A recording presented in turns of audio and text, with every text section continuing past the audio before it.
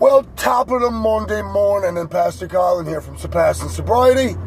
I just put my little girl on the plane after having her all weekend, and she's headed back to Ontario, and I gotta tell you, she's a little sober. I was gonna say I miss her so much, and I do, but she's a little sober warrior, like her dad, and got the same amount of time in as me. As something fluked out, we happened to start getting sober on the same day, and as she called me one day, she said, "Dad, I'm going to get sober." And I'm like, "You know what? Me too. But what day did you start?" And she told me, and so we've been doing this journey together, which to me is one of the little gifts of God that I've gotten in this journey.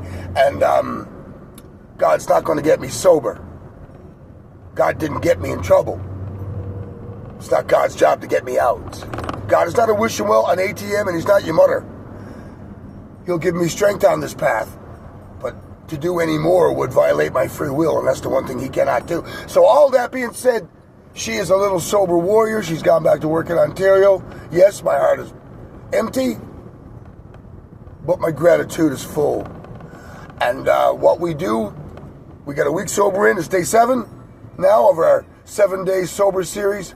We start being grateful for what we have, not for what we lose, because life is full of checks and balances. There's so much joy when she comes in my heart. So much loss when she leaves. Life is full of checks and balances. When you meet your greatest love, behind it immediately comes your greatest fear. For when someone says, "I love you," your first thought is, for how long?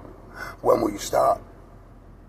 So you know what? Life is full of checks and balances, and so is your sobriety. But your checks and balances in life and sanity are a moving target. My decision to stay sober is locked in hard.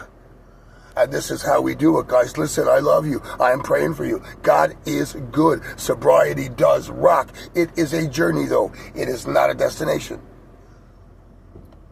I'm never going to get the self.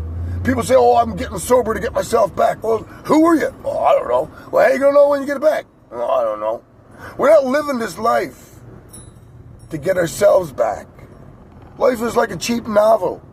When you read it and it's done, you throw it away and you start another one. We could have any life we want today in this sobriety. But you know what? All I know today is I'm blessed. My sister's don't live too far away. My niece and her husband, whom I love dearly. My family's at home. My little girl is gone, but I'll see her again. She'll be on the phone with me today. You know what? My life is full. I'm happy. I'm joyous. Most of all, I am free. Stay sober.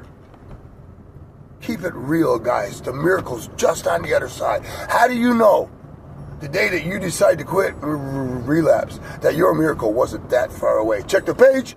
Click the like button on YouTube. There'll be something cool on it, I promise. Pastor Collins, Surpassing Sobriety. Love you all. Have a great day.